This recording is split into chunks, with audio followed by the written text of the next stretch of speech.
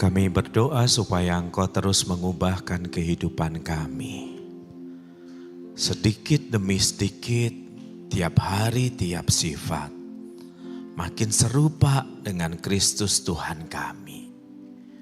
Tolong ya Tuhan, mampukan kami. Dan sebagai bagian dari caramu mengubahkan hidup kami, Engkau terus bersabda, Engkau terus berbicara kepada kami. Termasuk pada saat ini. Mari Roh Kudus bekerjalah agar hidup kami diubah. Bukan oleh kekuatan kata-kata manusia, tetapi oleh kuasa-Mu. Pakai hamba-Mu, ia bergumul dengan banyak salah, dosa, dan biarlah anugerah-Mu yang memampukan, yang menguduskan ia untuk menyampaikan firman-Mu pada pagi menjelang siang ini. Ini doa kami, di dalam nama Kristus kami berdoa, dan biarlah setiap umat Tuhan berkata, amin. Bapak, Ibu, dan saudara sekalian, shalom. Bersyukur boleh hadir di tengah saudara di dalam ibadah yang kedua di hari ini. Nama saya Wahyu Pramudya, itu nama yang ada di KTP saya. Tetapi panggil saja dengan nama ini, WP begitu. Saya adalah pendeta jemaat di GKI Ngagel, Surabaya. Sebuah gereja kecil di pinggir sungai. Sebenarnya lebih keren sih kalau pakai nama Inggris ya, pinggir sungai, Riverside. Gitu, keren gitu ya, sebuah gereja kecil di situ. Saya menjadi pendeta jemaat untuk 20 tahunan terakhir ini. Tenang saudara-saudara, saya enggak setua yang Anda bayangkan gitu ya. Karena di gereja kami sebelum 30 tahun pun udah bisa ditabiskan menjadi pendeta atau gembala seperti di sini begitu. Nah, hari ini saudara-saudara saya mengikuti rangkaian tema eksposisi dari kitab Filipi dengan tema yang diberikan oleh rekan-rekan yang melayani di sini. Dikuduskan untuk terus bersinar. Saya ingin baca dulu saudara-saudara ayat-ayat ini. Anda boleh mendengarkan saja, Anda boleh melihat di handphone Anda, tapi make sure Anda nggak beli Shopee, Tokopedia, or something like that gitu ya. Biar cuman Alkitab, kalau godaannya terlalu kuat bagi Anda, udah taruh aja. LCD kita udah segede gaban kayak begini, Anda bisa ngelihat ke depan ya. Hai saudara-saudaraku yang kekasih, kamu senantiasa taat. Karena itu tetaplah kerjakanlah keselamatanmu dengan takut dan gentar. Bukan saja seperti waktu aku masih hadir, terlebih pula seperti waktu aku tidak hadir. Karena Allah lah yang mengerjakan di dalam kamu baik kemauan maupun pekerjaan menurut kerelaannya. Lakukanlah segala sesuatu dengan tidak bersungut-sungut dan berbantah-bantahan. Supaya kamu tiada beraib dan tiada bernoda sebagai anak-anak Allah yang tidak bercacat celah di tengah angkatan yang bengkok hatinya dan yang sesat ini. Sehingga kamu bercahaya di antara mereka seperti bintang-bintang di dunia. Sambil berpegang pada firman kehidupan, agar aku dapat bermegah pada hari Kristus, bahwa aku tidak percuma berlomba dan tidak percuma bersusah-susah. Tetapi sekalipun darahku dicurahkan pada korban dan ibadah imanmu, aku bersukacita dan aku bersukacita dengan kamu sekalian. Dan kamu juga harus bersukacita demikian, dan bersukacitalah dengan aku. Suatu kali saya ada di dalam perjalanan dari Surabaya menuju Jakarta. Penerbangan yang harusnya berlangsung pukul 8 pagi didelay secara berkala sehingga ketika saya naik bus itu menuju pesawat pukul 12. 3-4 jam didelay. Dan supaya kami kuat menghadapi kenyataan, kami diberi biskuat. supaya kami juga sekuat macan gitu ya. Dan kemudian kami dimasukkan di dalam sebuah bus yang padat sekali di tengah panasnya Surabaya itu. Kami berdiri berhimpitan sangat dekat dan kemudian seorang bapak berbisik pelan kepada saya. Pak, arah pukul 2, perhatikan perempuan itu. Saudara tahu ya maksudnya arah pukul 2 kan? Dan segera saya tuju ke arah pukul 2 itu. Ada seorang oma-oma saudara-saudara kelihatan dari wajahnya. Herannya si oma itu naik pesawat dengan full make up. Dengan rambut yang ditata, dengan make up yang lengkap. Dengan baju yang keren. Sayangnya sebenarnya enggak cocok dengan kondisi badannya. Pria di belakang saya berkata, aneh ya Pak, umur segitu pakai baju kayak begitu. Siapa yang dandani ya? Siapa bilang Bapak Ibu bergosip atau gibah cuman milik perempuan? Laki-laki juga. Lalu pertanyaan kami itu terjawab beberapa saat kemudian ketika ada seorang anak remaja dengan make up yang sama, dengan baju yang sama. Cuman bedanya tadi nggak cocok, kelihatan seperti musibah. Yang satu cocok, kelihatan seperti anugerah. Dan kemudian anak remaja itu mengeluarkan handphonenya, lalu dia berkata, Oma kita selfie yuk, kita seperti kembaran. Seperti pinang dibelah 2. Sungguh saya sudah ngelihat dan saya enggak menemukan kemiripan mereka. Kecuali bajunya. Pria di belakang saya kembali berbisik. Kayaknya cucunya yang dandanin ya Pak. Saya mengangguk. Cuman masalahnya saudara-saudara adalah kenapa dia mau didandani dengan sesuatu yang tidak cocok dengan dirinya. Dengan sesuatu yang gak pas pada badannya. Kan dia bisa menolak, kan dia bisa berkata tidak. Kan dia bisa mengatakan ini gak cocok dengan kondisiku. Dengan statusku, dengan identitasku.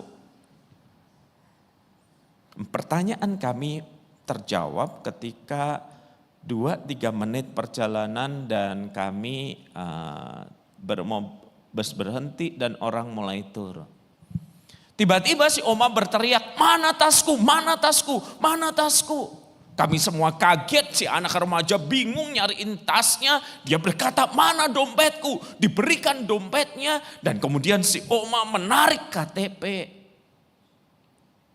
Membaca namanya sendiri.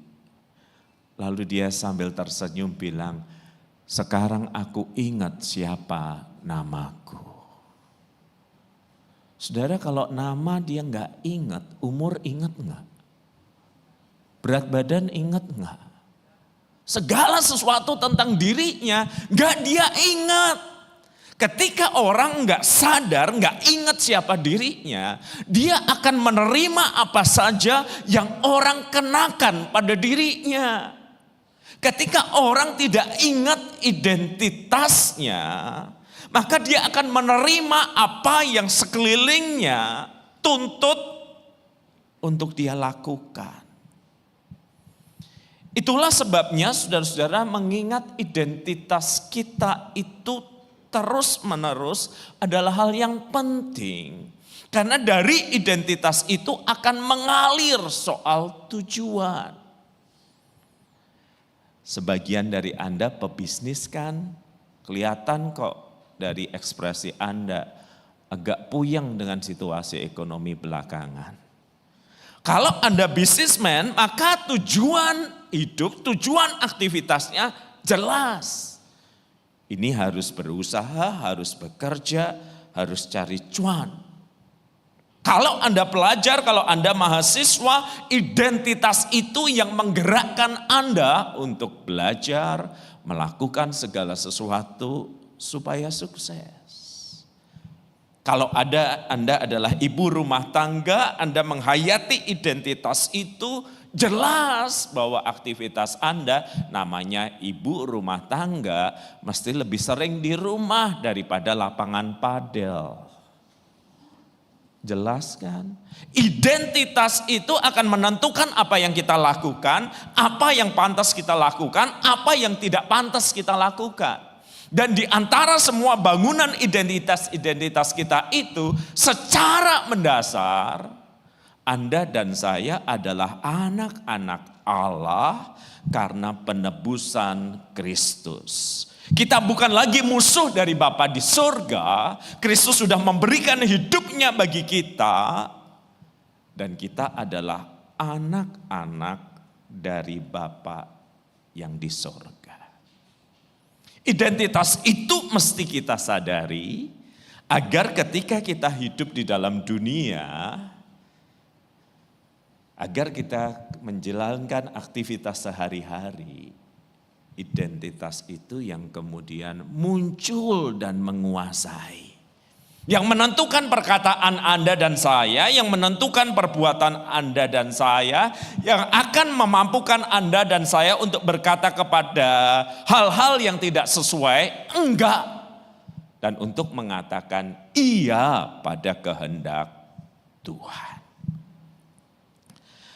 Dan sebagai anak-anak Bapa yang di surga, saudara-saudara, firman Tuhan mengajar kita yang pertama bahwa kita ini dikuduskan untuk terus bersinar. Alasannya adalah karena Kristus telah menyelamatkan kita. Kita baca saudara-saudara ayat 12 dan 13. Kita akan menemukan hal-hal yang seolah-olah terasa kontradiktif. Perhatikan ayat ini saudara-saudara, ayat 12. Hai saudara-saudaraku yang kekasih, kamu senantiasa taat. Karena itu kerjakanlah keselamatanmu dengan takut dan gentar. Saudara, kita paham bahwa keselamatan itu adalah anugerah Allah di dalam Kristus. Kita tidak diminta bekerja untuk keselamatan. Kalau dalam kata bahasa Inggris kita tidak diminta work for untuk bekerja untuk salvation, keselamatan. Tetapi kita diminta dalam terjemahan bahasa Inggris work out your salvation. Jadi kita diminta berdasarkan keselamatan yang sudah Anda dan saya terima, yang sepenuhnya adalah anugerah Kristus itu, kerjakanlah keselamatan dalam arti wujudkanlah keselamatan itu yang sudah kita terima dari Kristus dalam hidup sehari-hari. Mengerjakan keselamatan bukan dengan rasa takut dan gentar, saya diselamatkan, enggak. Nanti kalau saya mati masuk surga atau enggak. Tetapi mengerjakan keselamatan dalam arti mewujudkan anugerah yang sudah kita terima itu dengan takut dan gentar. Karena hidup kita terlihat oleh Bapa yang di surga.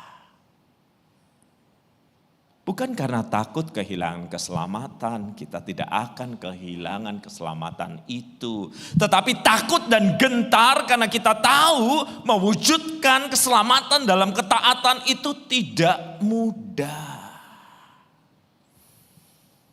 Ayat 12 seolah-olah ingin mengatakan, ini pekerjaanmu, kerjakanlah keselamatanmu, ini bagianmu, lakukanlah. Tetapi ayat yang ke-13 kan memberikan nuansa yang berbeda. Karena Allah lah yang mengerjakan di dalam kamu baik kemauan maupun pekerjaan menurut kerelaannya. Tadi kita disuruh mengerjakan, sekarang kita diberitahu Allah lah yang mengerjakan. Jadi yang benar yang mana? Saya yang harus mengerjakan atau Allah yang mengerjakan di dalam kita? Nah, supaya Anda lebih bisa memahami ini secara jelas, saya berikan sebuah penggambaran atau analogi sederhana. Suatu kali anak kami yang kedua mengatakan bahwa, "Pah, aku mau nge-gym." Karena istri saya sudah pergi dulu ke gym karena alasan kesehatan. Dan anak saya berkata, "Pah, aku mau ikut nge-gym." Dan sebelum Anda bertanya, "Bapak ikut nge-gym enggak?" Perhatikan, iuran untuk nge-gym itu mahal. Apalagi dengan personal trainer atau PT. Ya, jadi ketika istri dan anak saya pergi ke gym, dompet saya kembang kembis. Ya kan? Jadi udah cukup 2 aja nak, papa sepedaan, papa lari dari kenyataan. Udah, pergi aja lah. Nah kemarin, beberapa hari sebelum saya berangkat, di ruang makan, anak saya itu pakai kaos lengan pendek. Lalu dia tarik, dia gini, ototnya udah kebentuk. Kayak ada telur ayam di sini. Itu baru 4 bulan. Setahun itu pasti lebih gede tuh kayak ayam beneran di situ. 3 tahun udah kayak kandang ayam tuh. Nah saya tanya, nak sebenarnya ketika kamu nge-gym dengan PT atau personal trainer, itu tuh apa yang dilakukan sih? Apa yang kamu lakukan, apa yang personal trainer itu lakukan? Dia bilang gini, "Pak, aku diajari cara pakai alat, saya pakai alat itu dan dia memberi petunjuk. Dan dia memberi perintah, do this, do that, don't do this, don't do that. Ayo sekian kali." Jadi personal trainer itu memberi petunjuk, memberi semangat. Tetapi anak saya harus melakukan bagiannya. Percuma kalau personal trainer itu memberi petunjuk, ayo angkat, ayo tarik. Tetapi anak saya duduk main HP. Nggak akan muncul tuh otot tuh. Nggak akan berubah tuh hidupnya. Kini Anda mengerti apa yang saya maksud? Ketika Anda dan saya percaya, Alkitab mengatakan roh itu berdiam di dalam diri kita. Roh Kudus itu berdiam di dalam diri kita, membuat Anda dan saya percaya bahwa Yesus itu Tuhan. Dan roh yang sama, dia terus mengingatkan kita pada kehendak Tuhan. Do this, do that, don't do this, don't do that. Tetapi Anda dan saya yang harus meresponsnya. Meresponsnya dengan ketaatan. Meresponsnya dengan menuruti suara itu. Percuma Roh Kudus itu terus berbicara. Sama seperti personal trainer anak saya terus berbicara. Dan anak saya memutuskan untuk tidak mengikuti. You teriak-teriak terserah, you ngomong terserah. Tapi aku cuma mau duduk dan ngopi. 4 tahun ke gym pun gak ada yang berubah. Yang berubah cuma papahnya, makin miskin. Kini Anda ngerti kenapa orang Kristen bertahun-tahun hidupnya gak berubah.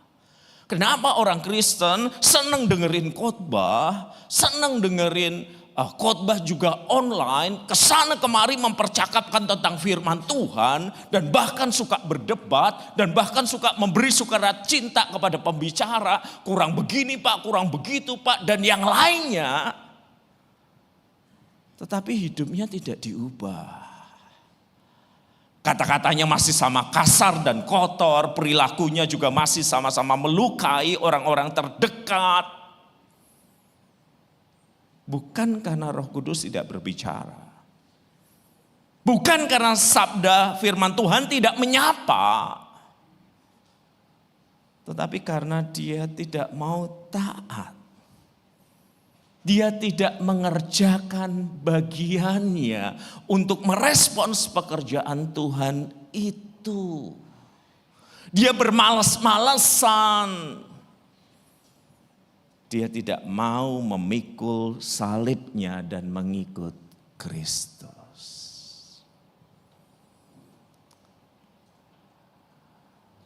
Ketika Bapak Ibu mendengarkan kalimat ini, saya bisa membaca wajah Bapak Ibu. Wah, harusnya teman saya dengerin khotbah Bapak tuh. Itu persis banget sama teman saya. Harusnya rekan kerja saya dengerin khotbah Bapak tuh. Yang suami istri mulai gini, dengerin tuh. Tapi kita nggak diminta untuk memeriksa hidup orang lain. Anda dan saya diminta untuk terus memeriksa diri kita sendiri sejak kita menerima anugerah yang menyelamatkan itu, sejak Roh Kudus itu berdiam di dalam diri kita. Apakah kita mengerjakan keselamatan kita dalam arti mewujudkannya dalam ketaatan? Karena Kristus sudah memberi hidupnya untuk Anda dan saya. Kenapa kita sulit berubah? Bukan karena nggak ada suara yang berkata, ampunilah. Jangan membalas dendam. Bacalah sabda, bacalah firman. Jangan slide TikTok melulu. Tetapi kita tidak menuruti suara personal trainer kita. Roh Kudus yang Tuhan berikan di dalam diri kita. Akibatnya kita nggak berubah. Orang lain kecewa dan pada titik tertentu kita juga kecewa dengan diri kita sendiri. Yuk baca bersama-sama kalimat ini. 1, 2, 3.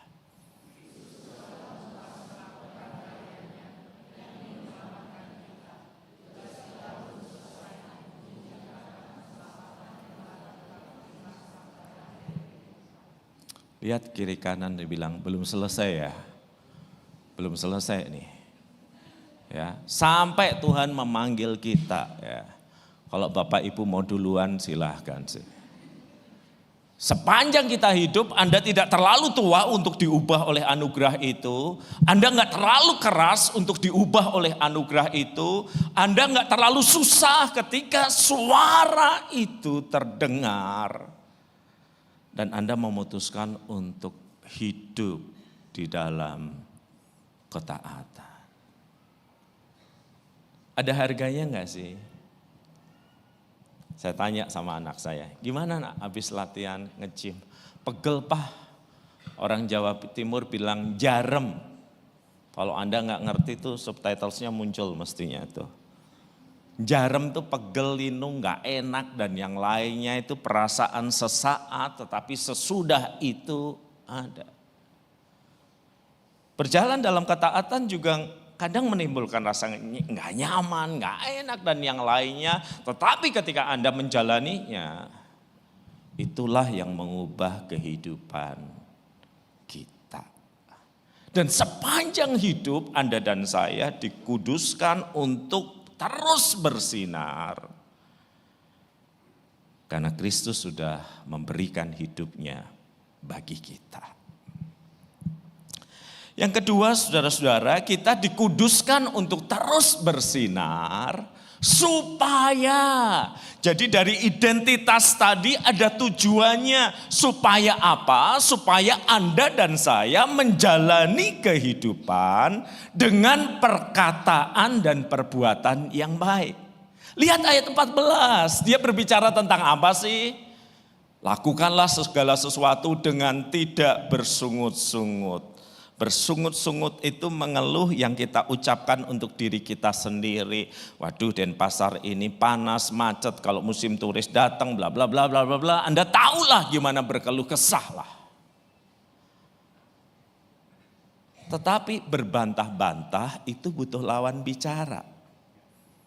Seperti suami ke istri, suami ke simpenan, istri ke suami, istri ke, Anda tahulah. Orang tua ke anak, anak ke orang tua. Apalagi mertua lawan menantu. Pertarungan terbesar sepanjang sejarah. Di Surabaya Bapak Ibu ada tanaman yang banyak ditanam di jalanan. Daunnya tajam-tajam. Orang Surabaya menyebutnya lidah mertua. Menurut Anda yang ngasih nama menantu atau mertua?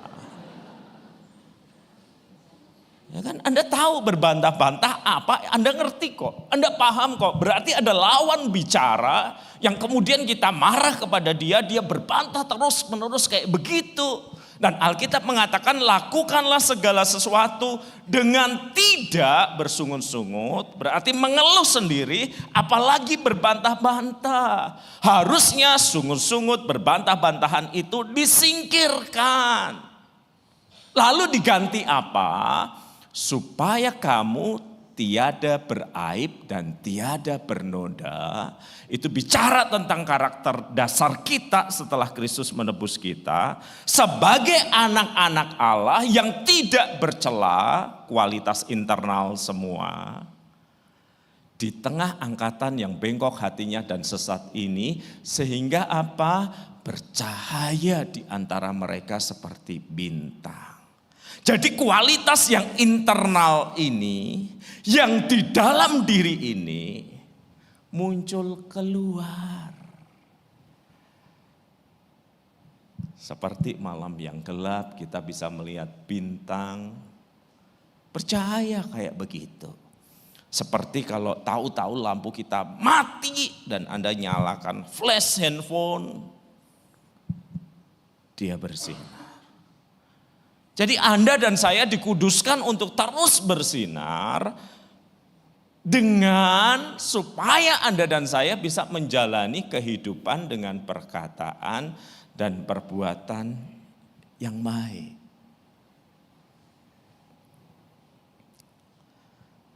Suatu kali saya jadi pembicara di camp pria.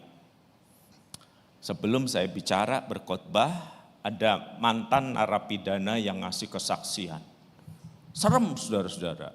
Rambutnya kriwul-kriwul, jaketnya sudah sejak perang di Ponorogo nggak pernah dicuci, tatonya di sana sini, wes pokoknya kalau dia muncul di sini. Terus lampu mati, HP hilang, kita ngeliat dia.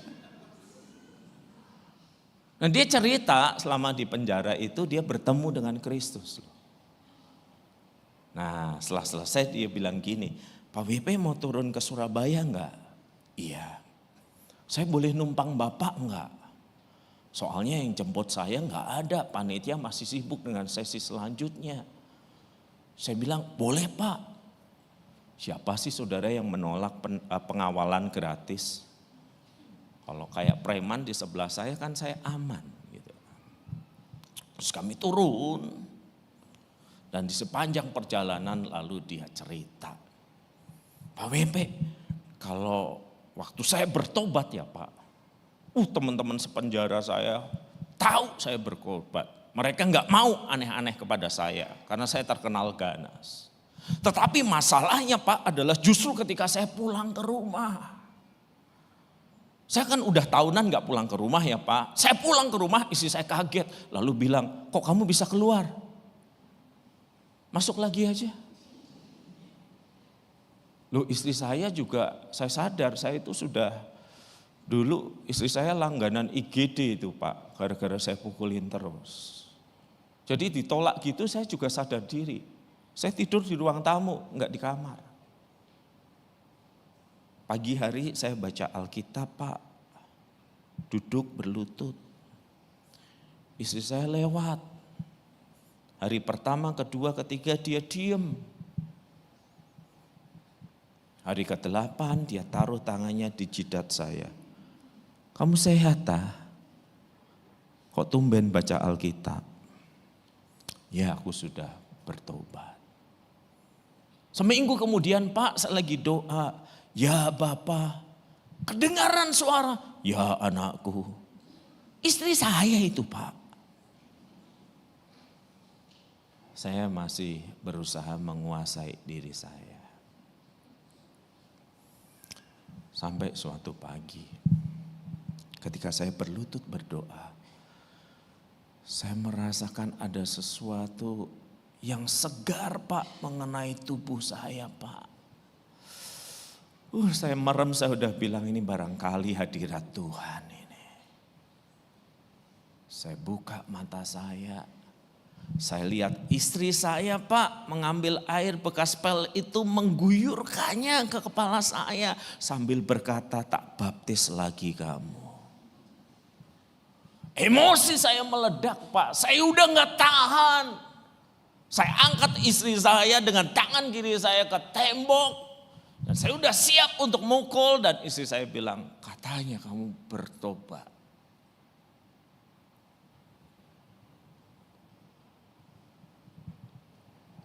Susah banget ya Pak.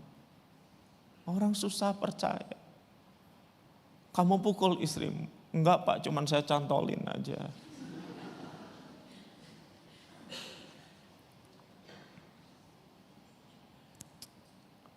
Kenapa sih istri saya enggak percaya saya sudah berubah Pak?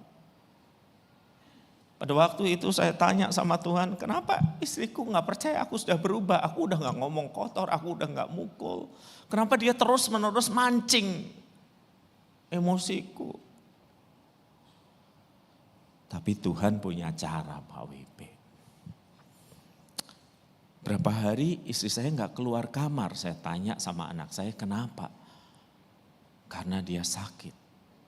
Jadi saya masuk ke kamar suatu pagi, istri saya kaget lalu berteriak, jangan bunuh aku minta maaf. Karena saya mengulurkan tangan saya Pak. Saya bilang saya gak mau mukul kamu, saya mau doain kamu. Istri saya ternyata pendarahan tanpa henti, saya gak punya duit Pak, kami gak punya duit. Jadi saya meletakkan tangan ke kepala istri saya takut, saya cekek, saya bilang enggak akan dicekek. Saya berdoa supaya Tuhan Yesus sembuhkan. Saya ingat Tuhan Yesus pernah menyembuhkan perempuan yang sakit pendarahan kan Pak. Pak WP boleh enggak percaya ya, tapi ini saya alami. Besok paginya ketika saya sedang baca Alkitab di ruang tamu itu istri saya datang. Lalu berkata, aku udah sembuh. Dan kalimat kedua Pak WP yang dikatakan kepada saya yang gak pernah saya lupa adalah ketika dia berkata, kalau Tuhanmu itu bisa mengubah binatang kayak kamu, yang kasar, kotor, suka mukulin istri dan anak-anak, jadi orang yang baru, yang mau mendoakan istrinya. Aku mau ikut Tuhan kamu.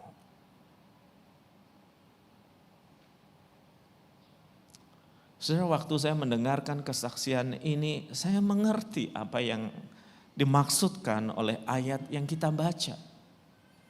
Kita tidak berkuasa mengubah respons orang lain, kita nggak berkuasa mengubah dunia ini. Orang bisa menghadirkan kegelapan situasi yang nggak nyaman dalam hidup kita. Dosa bisa mengubah masyarakat sehingga situasinya gelap dan nggak enak. Tetapi orang yang sudah diubahkan oleh anugerah Tuhan mengerjakan keselamatan dalam arti hidup dalam ketaatan.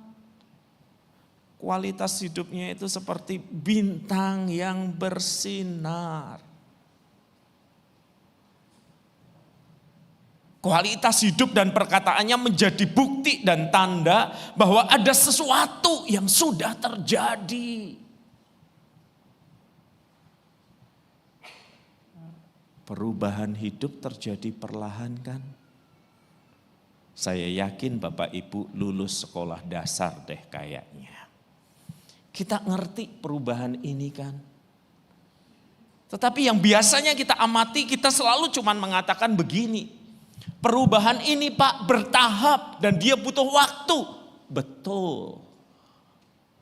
Tetapi sadarkah Anda bahwa kalau kemudian dari sini ke arah sini yang Anda katakan butuh waktu dan itu betul. Tetapi ada satu kebenaran yang kita seringkali lupa adalah Bahwa kalau sudah di titik ini, dia tidak akan kembali ke sini. Dia tidak akan mundur ke dalam kehidupan yang lama.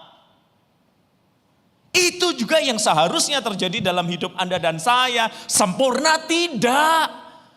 Kesempurnaan cuma milik Tuhan kan. Ya dan Andra and the Pack pun sih. Tetapi kita berubah perlahan-lahan. Gak apa-apa, gak masalah. Asal tidak kembali ke dalam kehidupan yang lama. Tuhan tidak menuntut kesempurnaan. Tetapi pertumbuhan itu sesuatu yang harus terjadi. Dan siapa yang paling bisa mengamati perubahan itu? Dan di mana perubahan itu paling bisa teruji? Bukan di gereja. Karena di gereja pada umumnya Bapak Ibu jinak semua. Tapi di rumah, Anda bisa melihat apakah suami saya makin lama makin serupa Kristus enggak ya? Nah di satu khotbah di komunitas yang lebih kecil, gereja yang kecil saya tanya, ibu-ibu suaminya makin lama makin serupa Kristus enggak? Disaut satu ibu gitu. Suami saya Pak, satu-satunya yang mirip Kristus cuman marahnya. Loh kenapa Bu gitu ya, kan gereja kecil, komunitas kecil kan cair sekali. Iya kalau dia marah seperti Yesus Pak, semua ditunggang balikan. Oh semua yang datang ketawa kan. Terus saya lihat wajah suaminya.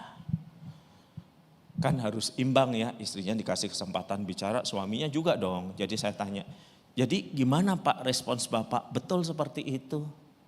Si Bapak dengan tenang menjawab, ya beginilah Pak. Hidup bersama dengan istri, jenis istri yang Tuhan Yesus sebutkan. Hah? Saya nggak tahu Yesus pernah ngomong tentang jenis istri. Ada Pak di Alkitab. Yang mana Pak? Bapak Ibu nggak tahu kan? Saya juga nggak tahu, saya waktu itu juga kepo. Istri yang mana, yang jenis istri yang disebut Yesus itu yang mana? Amsal 31 saya tahu tapi itu kan Yesus yang ngomong. Itu loh Pak waktu Tuhan Yesus berkata jenis ini nggak bisa diusir kecuali dengan doa dan puasa. Iblis Pak, iblis bukan istri. 11-12 lah Pak. Langsung saya bilang gini, Bapak Ibu kita berhenti khotbah dulu ya, kita doain mereka ya. Saya khawatir nanti terjadi pembunuhan di rumah ini. Siapa yang paling bisa mengamati itu? Ya pasangan kita, ya anak kita, ya mertua kita, ya menantu kita, ya bahkan pembantu yang hidup tinggal bersama dengan kita, driver yang mengemudikan mobil kita. Berubah butuh waktu betul, sedikit demi sedikit iya, tiap hari tiap sifat betul. Tetapi yang paling terpenting adalah nggak seharusnya sudah sampai di level ini kita kembali menjadi seperti ulat yang menjijikkan.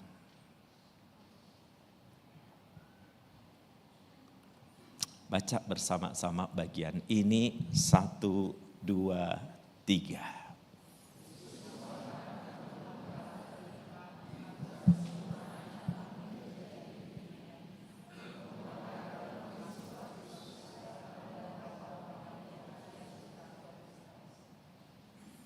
Dikuduskan untuk terus bersinar.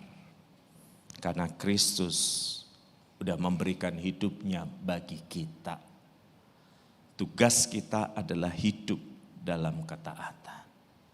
Dikuduskan untuk terus bersinar supaya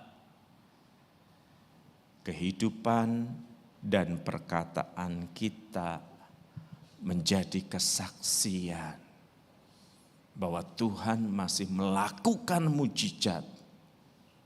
Dan mujizat yang paling besar adalah mengubah kehidupan anak-anaknya. Mengubah kehidupan Anda, mengubah kehidupan kita. Dan proses perubahan itu terus terjadi ketika kita mendengarkan suara personal trainer kita, Roh Kudus, yang berbicara, yang berbisik, yang memberi semangat, yang mendorong kita untuk berubah.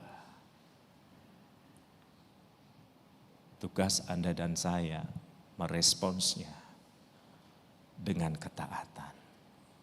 Tidak pernah mudah, tetapi ketaatan itu selalu akan menghasilkan hal yang indah. Terus ingat siapa diri Anda di dalam Tuhan, agar kita tahu apa yang seharusnya kita lakukan. Mari kita berdoa. Roh Kudus, berbicaralah kepada tiap kami. Ingatkan tentang 1 dan 2 hal yang harus kami ubah di dalam kehidupan kami. Ingatkan tentang proses yang menuntut respons ketaatan dari hidup kami. Dan karena Engkau sudah taat pada kehendak Bapa-Mu yang di sorga dan mati di atas kayu salib, biarlah ketaatanmu mendorong kami juga untuk taat pada suara Roh Kudus yang terus berbicara kepada kami. Amin.